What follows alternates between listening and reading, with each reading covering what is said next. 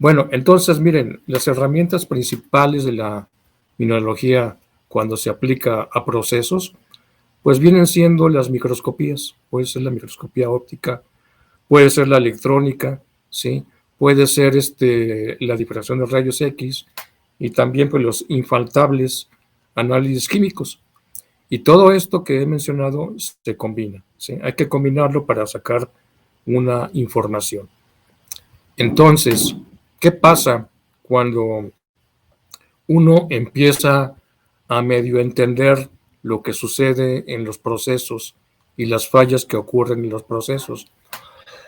Bueno, pues hay la necesidad de solicitar algún estudio que revele cómo está la mineralogía de las muestras en cuestión. Pero pues frecuentemente sucede, ¿verdad? Que, bueno, voy a mandar la muestra, pero ¿a dónde la mando? ¿Cómo la mando? ¿A qué granulometría? ¿Con quién la mando? Y pues generalmente no saben ni qué pedir, ¿sí? No saben ni qué pedir, no saben si pedir una microscopía o una difracción, y como muchas veces no se sabe, no lo saben, pues normalmente dicen, no, pues hazle todo lo que puedas. Bueno, y qué es todo, ¿verdad? Porque en realidad hay que dirigir muy bien el problema, ¿sí? Definir muy bien los objetivos para quien va a hacer la caracterización mineralógica les pueda ayudar, ¿sí? Entonces, obviamente, aquí en la primera columna que están viendo, ¿verdad? Pues ustedes necesitan saber, ¿verdad? ¿Qué es lo que necesitan del mineral? Necesitan tener algunos conocimientos, aunque sean mínimos, pero eso los va a ayudar. Y obviamente quien va a hacer la caracterización, pues tiene que tener unos conocimientos más profundos en cuanto a mineralogía, en cuanto a las técnicas, que son las microscopías, que son las más complejas, la difracción y lo que haga falta, ¿sí? Entonces, recalco, ¿sí? Es muy importante que ustedes sepan los problemas que ocurren en planta para saber qué es lo que van a pedir, ¿sí? Y ahí, ¿verdad? Obviamente con quien se contacten, los tiene que orientar para seleccionar las técnicas más adecuadas. ¿Ok? Bueno, pues en proceso ocurren multitud de cosas, ¿no? Los problemas que pueden ocurrir pueden ser multifactoriales, ¿verdad? Y entonces, pues tenemos que irlos definiendo, ¿sí?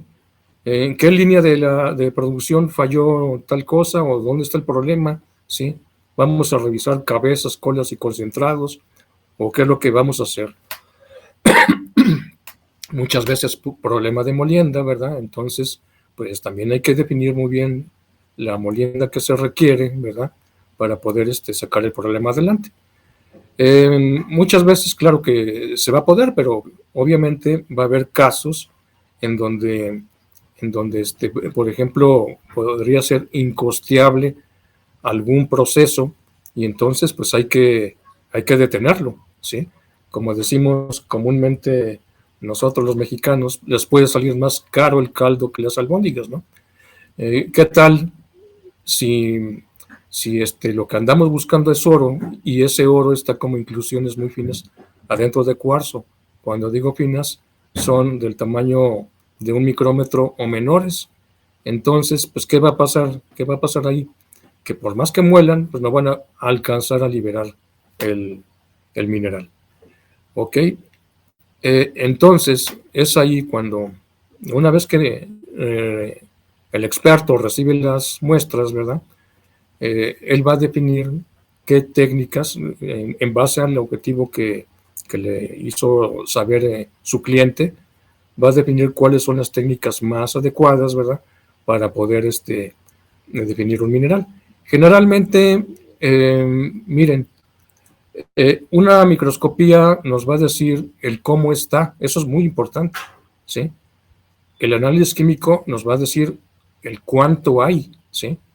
Y la difracción de rayos X me va a decir cuáles son los componentes mayoritarios que pueden estar encajonando los valores, ¿sí? ¿Como cuáles? ¿Sí? Los que encajonan generalmente pues serán silicatos, será el cuarzo, será la pirita, ¿verdad? que pueden encajonar los valores de oro, plata, cobre, zinc y plomo, ¿sí? Entonces, normalmente se puede hacer combinado, ¿sí?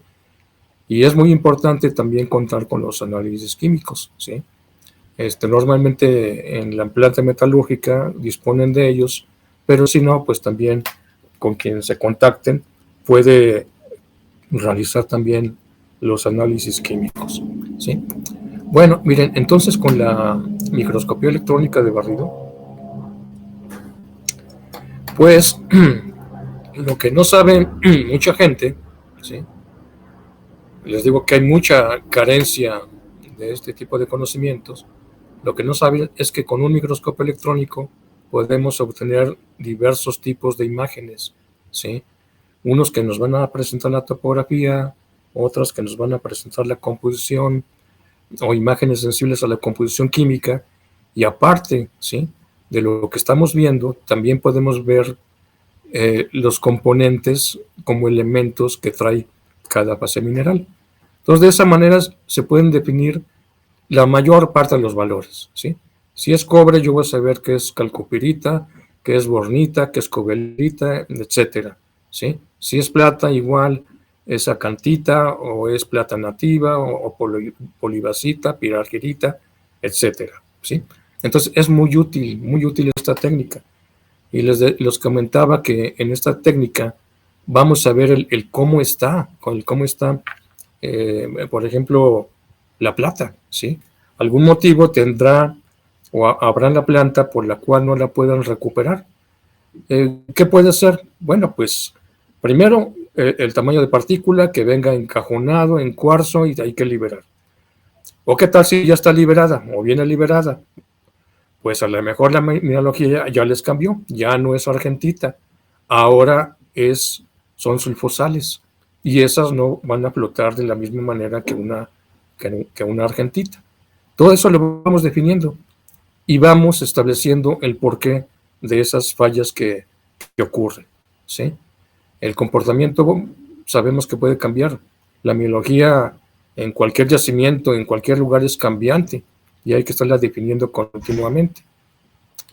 Bueno, en la microscopía electrónica, ¿verdad? Hay cosas hay muchos detalles que a lo mejor no tienen por qué saber ustedes, pero pues también es como una cámara fotográfica profesional, ¿verdad? Donde hay que hacer varios ajustes, ¿verdad? Para obtener las mejores imágenes, la mayor resolución posible, la mayor información posible, ¿sí? Y es que lo que quiero decir que también doy cursos de microscopía electrónica que ya van más a fondo para el manejo de estos equipos.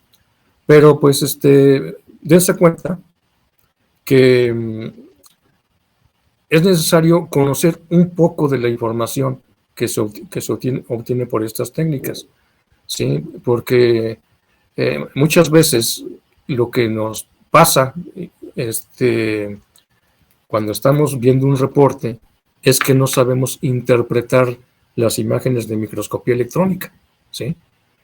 Y uno va aprendiendo con el tiempo cómo interpretarlas y cuál es el tipo de información de la microscopía que nos va a ser de utilidad, ¿sí? Y entonces, como uno va aprendiendo, uno ya puede sugerir en un laboratorio las condiciones de microscopía que se van a manejar, las más adecuadas, para hacer el estudio lo más claro posible, ¿sí? Miren, por ejemplo, aquí hay dos tipos de imágenes que son diferentes. La de arriba es una imagen topográfica, ¿sí? Y la de abajo es una imagen que es sensible a la composición química. Verán ustedes que es el mismo campo visual, pero verán que la partícula central, esa que tiene ángulos rectos, ¿verdad?, brilla mucho, ¿sí? Y la razón de su brillo es que es una fase pesada, ¿sí?, que corresponde al sulfuro de plomo galena, ¿sí? Entonces, por eso es que brilla. Y esos brillos van en función del peso que tengan cada uno de las fases. Se llama número atómico promedio, ¿verdad? y en función de ese número atómico promedio va a brillar más o menos. Y de ahí el microscopista se va dando una idea clara, ¿verdad?, de que hay minerales diferentes, ¿sí? Y que eso se puede constatar a través de un estudio de microanálisis que se hace simultáneamente, no hay problema alguno. Esto es rápido, ¿verdad? Y vamos obteniendo la información de diferentes campos visuales para las muestras que sean de nuestro interés, ¿no? Ya si es por el valor oro, plata, cobre, plomo, zinc, lo que sea, lo podemos obtener, ¿no? Y les decía, hay detalles que ya son más especiales, ¿verdad? En donde podemos obtener las resoluciones necesarias para cuando estamos manejando tamaños de partícula muy finos. ¿Qué tan finos? Pues aquí lo pueden ver, miren. En la imagen de arriba a la derecha vemos microorganismos que están creciendo en minerales, ¿sí? En la de arriba a la derecha vemos una tierra diatomea que se usa como medio filtrante, ¿sí? Vemos unos cristales de carbonato de estroncio y también vemos una partícula de galena. Sí, todo a diferentes condiciones, ¿verdad? Recuerden, les dije que es como una cámara fotográfica profesional que pues desafortunadamente hay mucha gente que no las maneja, ¿sí? Mucha gente piensa que la microscopía es solamente llegar y tomar la foto y listo, pero no. Con la microscopía también se puede hacer arte, ¿sí? Bueno, no estamos para hacer arte tampoco, ¿verdad? Pero entre más bonitas sean las fotografías, más información vamos a extraer. Por ejemplo, aquí también de mineral, vemos una red de biopelícula, esa que se ve como telaraña, arriba a la izquierda. Vemos microorganismos y también redes de biopelícula con microorganismos, que son las dos imágenes de abajo, ¿sí? Todo esto lo podemos llegar a ver en un mineral, así como lo vemos también en biología, en organismos patógenos, pues aquí en minerales, cuando los medios se dan, ¿sí? Por ejemplo, si son terrenos mineros, en donde hay pHs muy bajos, entonces eso va a permitir que crezcan microorganismos. Pero cuando ya nos vamos a analizar, ¿verdad?, las partículas minerales, miren, aquí tengo el detector que les mencioné, que es para distinguir lo pesado de lo ligero. Estamos viendo en la parte de arriba fases de plata. Tenemos argentita y también tenemos aguilarita, que es un seleniuro de plomo. ¿Sí? Es una ventaja de la microscopía electrónica, que podemos luego determinar fases tan raras o complejas, ¿verdad?, que no estamos acostumbrados a ver en una microscopía óptica, ¿sí? Y esas fases de plata, pues vemos que están en cuarzo, que es CZ, ¿sí? Y a la derecha, pues vemos un espectro de microanálisis de una partícula de la fase de plata aguilarita. Ustedes pueden ver que tenemos plata, azufre y selenio, que son elementos característicos. Y en la parte de abajo vemos una fase de electrum, que es una aleación natural de oro y plata. Bueno, la microscopía óptica es más conocida, sí se requiere bastante experiencia para la distinción y percepción de los colores, ¿verdad?, y las propiedades ópticas, y esas propiedades ópticas son las que nos van a ayudar a distinguir un mineral de otro. Aquí vemos tres minerales diferentes, los de interés: molibdanita, calcoperita y pirita, ¿sí? Todo esto pues lo veríamos en el curso, ¿sí? Igual la microscopía electrónica, todos esos pequeños detalles que nos van a servir para entender toda la información que podemos desplegar de estos estudios. Bueno, miren, y la otra técnica que va mucho de la mano de las anteriores es la difracción de rayos X, porque esta técnica me permite identificar compuestos mayoritarios en los minerales, que son los que encajonan a los valores, ¿sí? como lo mencioné hace rato, pueden ser el cuarzo, pueden ser feldespatos, puede ser pirita, ¿sí? Y eso es muy importante definirlo, ¿verdad?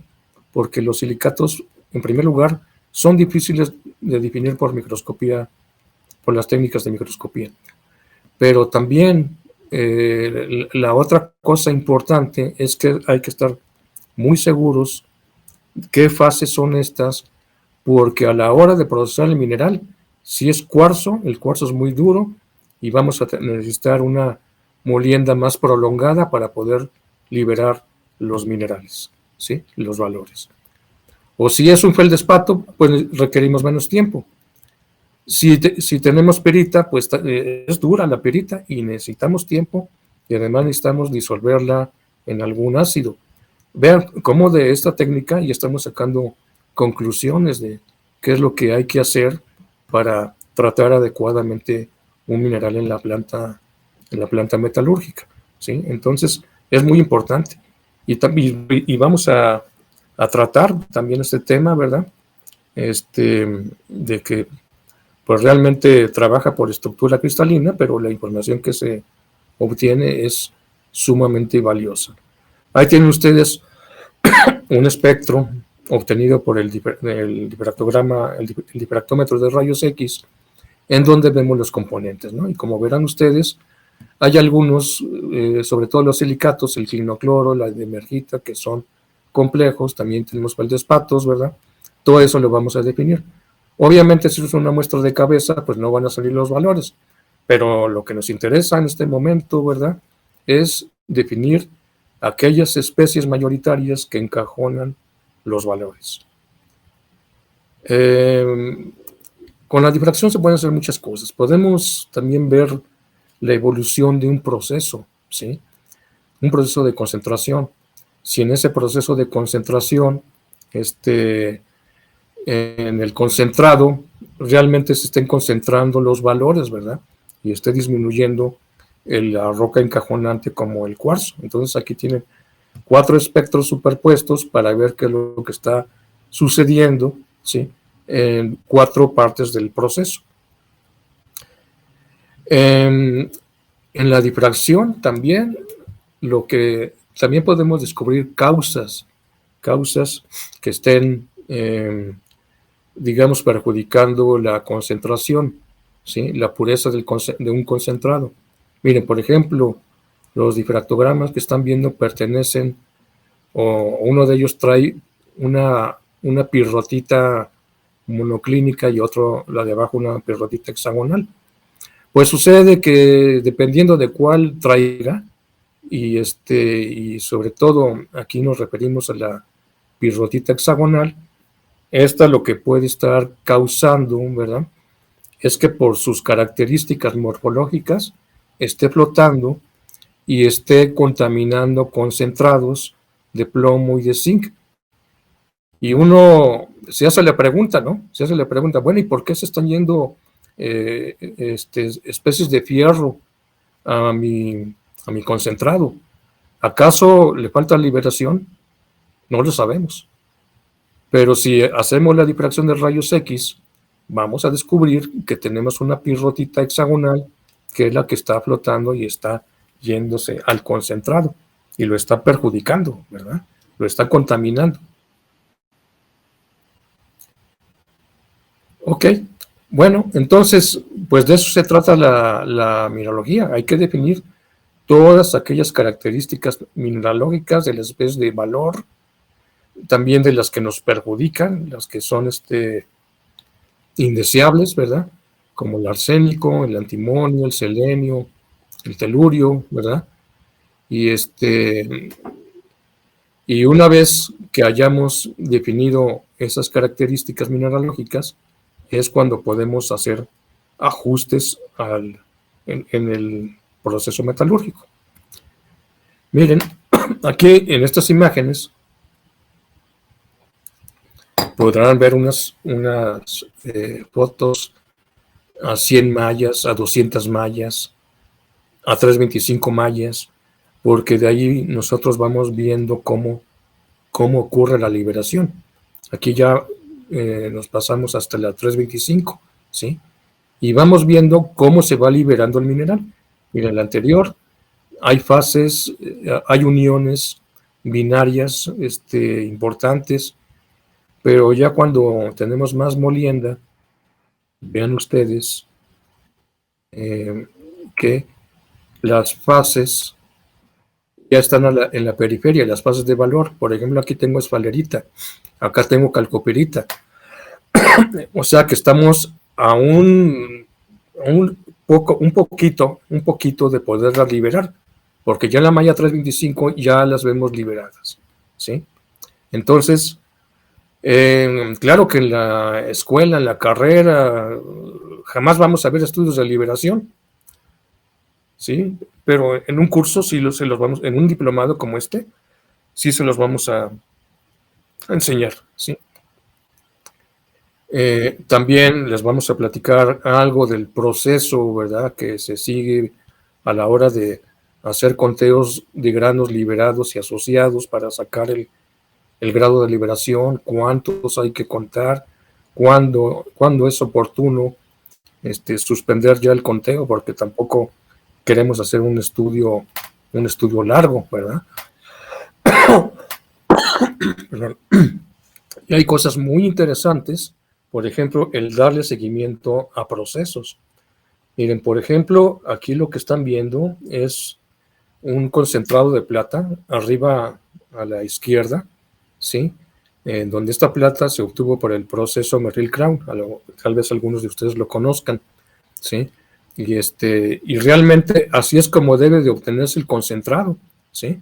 Cuando nosotros revisamos esa muestra de concentrado y vemos este crecimiento dendrítico o arborescente, ¿verdad?, como quieran llamarlo, es que lo hicimos bien.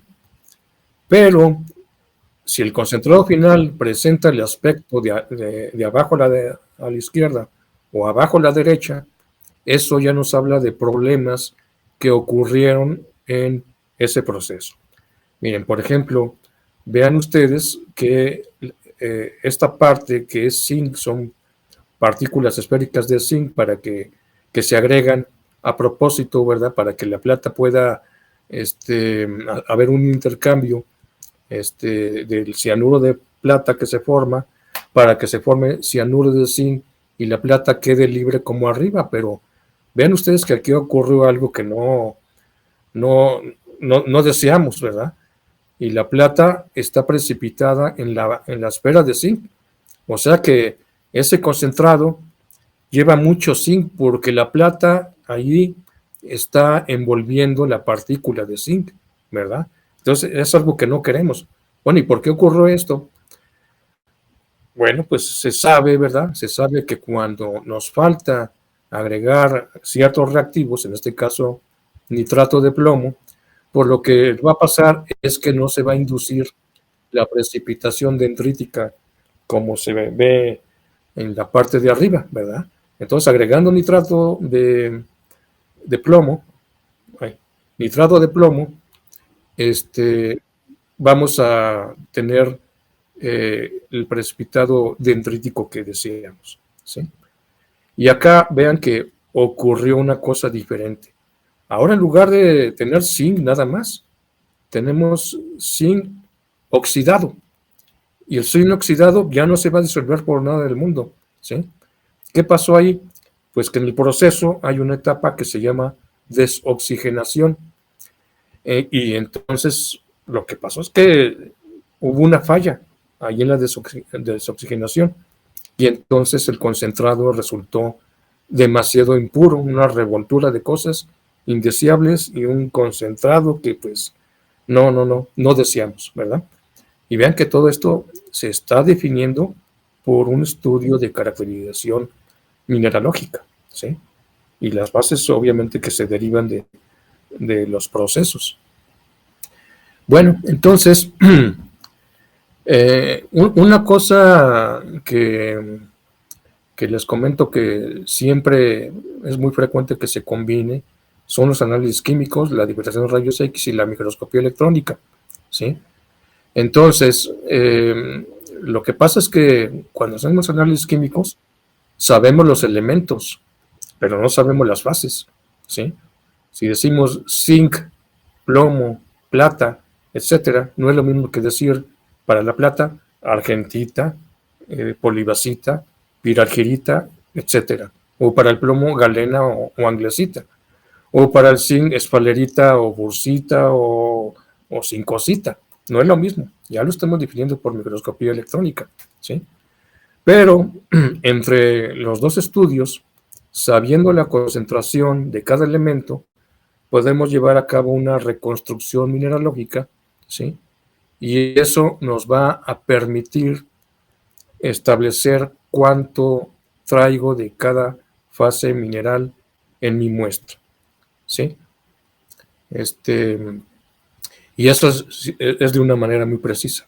Claro que también podemos hacer un estimativo que también resulta muy conveniente cuando nosotros estamos estimando el área que se observa para cada fase de cada mineral, ¿sí? Bueno, entonces de esa manera empezamos esas reconstrucciones mineralógicas, ¿verdad? Y también empezamos a observar las fases que vienen libres, ¿sí? O las partículas libres contra las asociadas, y para cada fase que hemos determinado, por ejemplo aquí para galena, esfalerita, calcoperita, argentita, etcétera, vemos aquí cómo ocurre o cómo se presenta la curva de liberación. Cada fase va a tener un comportamiento distinto, como lo están viendo aquí, y son de las cosas que hay que explicar, ¿verdad? Miren, y en general podemos terminar estos estudios, ¿verdad? No nomás sacando la liberación que ocurre en una granulometría determinada, sino también una liberación absoluta, ya teniendo el global de la muestra, ¿sí? Eso es muy útil. Vean, por ejemplo,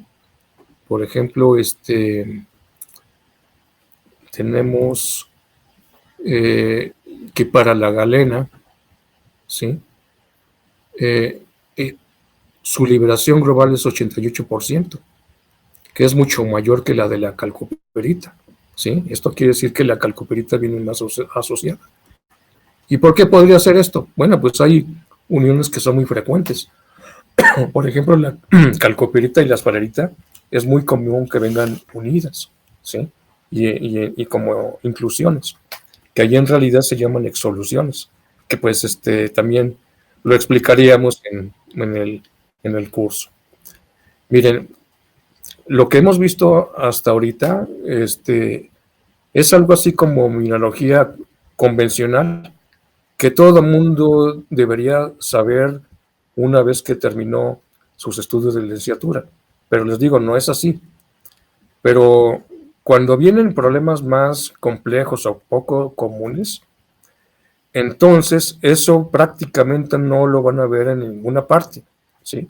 Lo van a ver con alguna persona que tenga mucha experiencia o que se haya topado con esos problemas. Pero, por ejemplo, hay un estado mineralógico del oro que se llama oro invisible. ¿Por qué se llama invisible? Como el nombre lo dice, es que no se ve. Revisen un estudio de microscopía, encarguen un estudio de esos, encárguenles que encuentren el oro y no lo van a encontrar por ninguna parte, a pesar de que ahí está el oro, ¿sí? A pesar de eso. Y lo que pasa es que el oro entra en la red cristalina de la pirita, ¿sí? Eso se llama soluciones sólidas, ¿sí?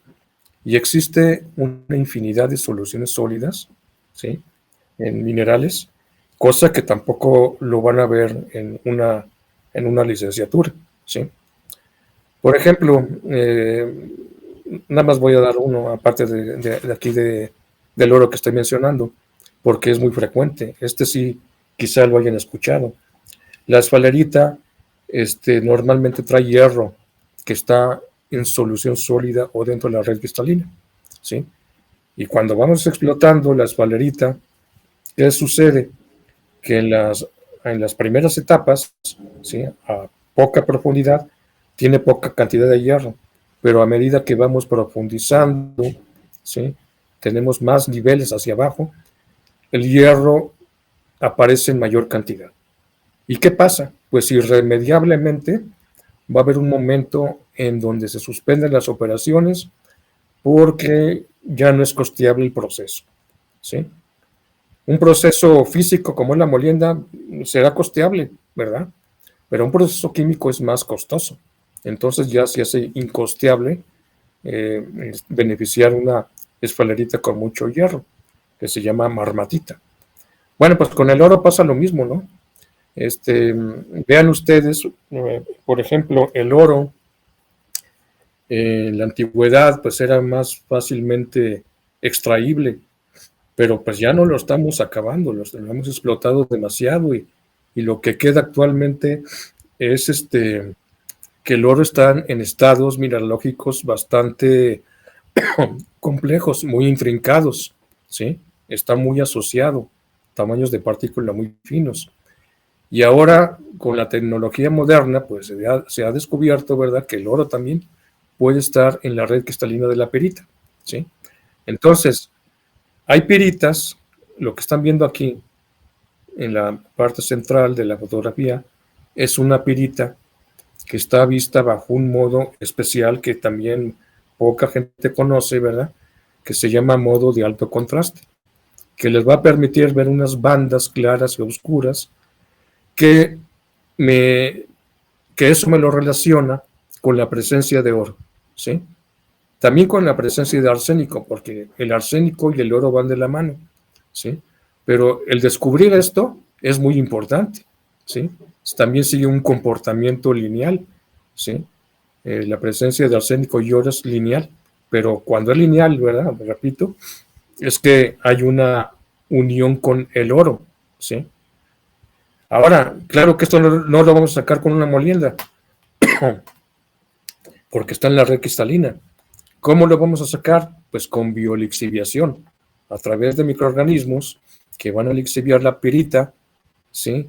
Y para recuperar el oro.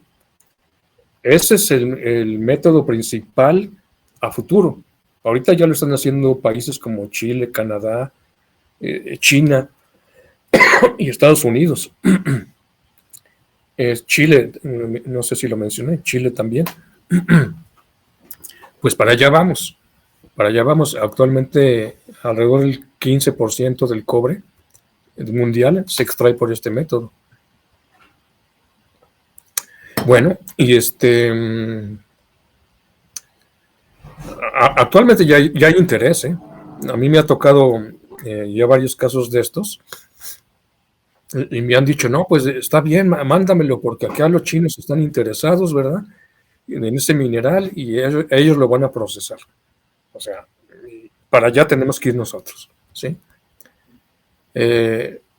Miren, les decía hace un momento que también podemos caracterizar los microorganismos que crecen en minerales, ¿sí?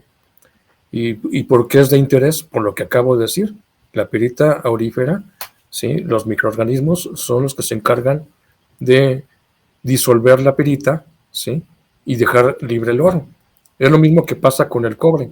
Entonces, lo que están viendo corresponde a un estudio que hicimos en Sonora, ¿sí? Ustedes saben, toda la costa del Pacífico, ¿verdad?, es rica en cobre, sí, desde Estados Unidos, México, y los países sudamericanos, principalmente Chile, ¿sí?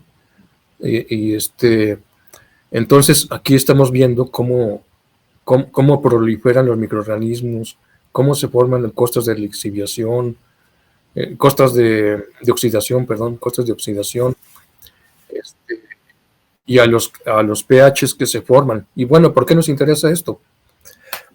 Pues porque podemos diseñar un reactivo con microorganismos, ¿sí?, tener ahí una solución lixiviante, porque esto ya existe de manera natural. Pero ¿qué tal si aceleramos el proceso con ese reactor?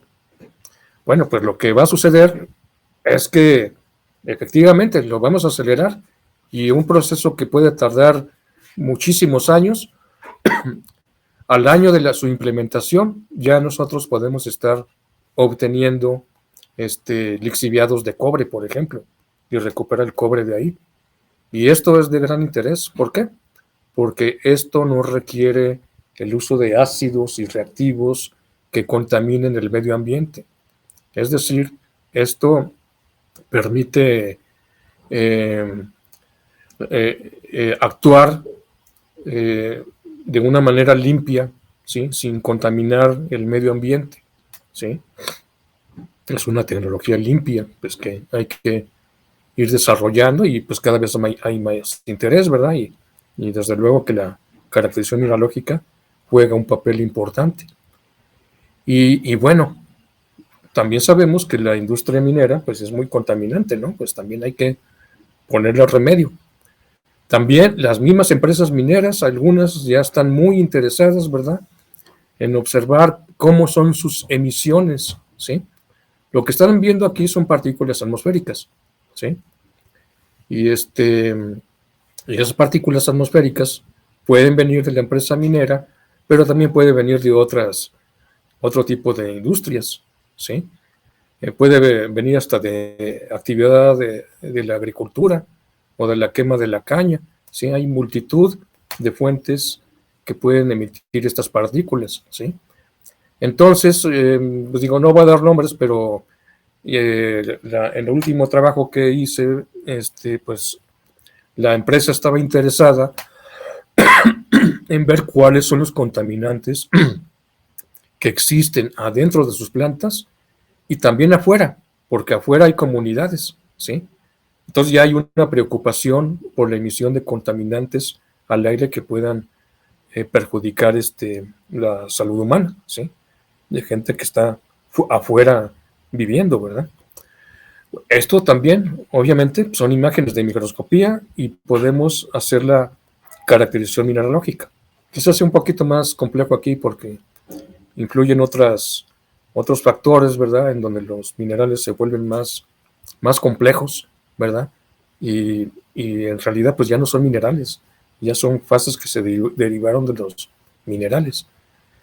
Y bueno, pues les podría dar más ejemplos, ¿verdad? Pero vean ustedes, como dije hace un momento, ¿sí? Esta información, sobre todo de la caracterización mineralógica, no la van a encontrar en ninguna parte. Yo cuando salí de la carrera, ¿verdad? Yo no la vi en ninguna parte. ¿Dónde la comencé a aprender? De un profesor, ¿verdad? Que tenía ya este tipo de conocimientos. Y de ahí se hace la cadenita, yo se la enseño a otros, y esos otros a otros, ¿verdad? Y van aprendiendo. Y claro, a través de los diplomados, les digo que yo ya he dado varios diplomados, ¿verdad? Varios cursos, ¿verdad? Entonces la gente se va dando cuenta, ¿verdad?, de esas herramientas que antes pues no disponían. Y con frecuencia pues sí me preguntaban, bueno, pues si no hay información, ¿en dónde la consulto? ¿Con quién voy o qué? Si dice que no hay libros, pues ¿qué hago? Yo quiero aprender por mi cuenta. Bueno, pues claro que es bueno hacer un esfuerzo por ahí, ¿verdad? Y entonces me propuse el escribir un libro con estos problemillas, ¿verdad? Sobre todo solventando el primero, ¿no? Que es la falta del conocimiento de la mineralogía, ¿sí?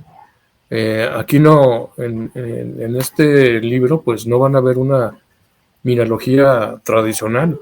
Y ya estamos hablando de soluciones sólidas, lo que pasa con el oro invisible, lo que pasa con el hierro de la solerita, lo que pasa en muchas soluciones sólidas que van a ocasionar problemas a la hora del procesamiento, ¿verdad? Y aparte, pues, también muestro aquí lo que son las técnicas de caracterización, ¿verdad? Que nos va a decir el tipo de información que podemos obtener, ¿sí? Y para aquellos que deseen hacerse expertos en microscopía electrónica, por ejemplo, ¿verdad? Pues aquí está también información, ¿sí? Porque lamentablemente, sí, yo sé que hay muchos libros de microscopía electrónica, pero lo que describen es un aspecto muy teórico, ¿sí? Cómo funciona o cómo se mueven los electrones, por ejemplo, ¿verdad? O ecuaciones complejas como la de Schrödinger, etcétera, ¿verdad? Pero no, lo que necesitamos es algo práctico, algo que nos ayude a resolver problemas, ¿sí? Entonces, pues, digamos que como decimos, esa es mi tirada, ¿no? Que cada vez haya más gente que sepa de estos temas. Y la verdad es que esto no tiene fin, porque aparte unos son los avances tecnológicos, y aparte siempre habrá gente nueva que requiere de este tipo de conocimientos, ¿sí? Entonces, pues, los invito a que tomen el curso, participen, se involucren, aprendan, pregunten, ¿verdad? Se informen, y de ahí verán que les va a ser de gran utilidad cuando estén en una planta metalúrgica, ¿sí? Entonces, pues, por mi parte ha sido todo. Si tienen alguna pregunta, con todo gusto. Muchas gracias por su atención. Gracias, doctor. Por aquí tenemos hay unos mensajes. En los conteos minerales en colas, cabeza y concentrados, ¿cuántos minerales se deben contar en cada producto? Eso depende mucho. Miren, déjenme darles una explicación más o menos razonable. Miren, cuando tenemos, por ejemplo, el interés de cobre, plata, plomo, zinc, ¿verdad? En una cabeza, pues eso anda del orden del 1 o 2% o un poco menos, ¿sí? Cuando los vemos en la microscopía electrónica, lo que va a suceder es que los vamos a encontrar, pero con facilidad, relativa facilidad. Pero ese trabajo lo tenemos que hacer por campo visual, de tal manera que en cada campo visual aparezcan unas 10 partículas de interés, ¿sí? Entonces, ¿qué hacemos? Que vamos a contar los campos, los campos necesarios, ¿sí? Un campo me refiero a una pantalla de microscopio.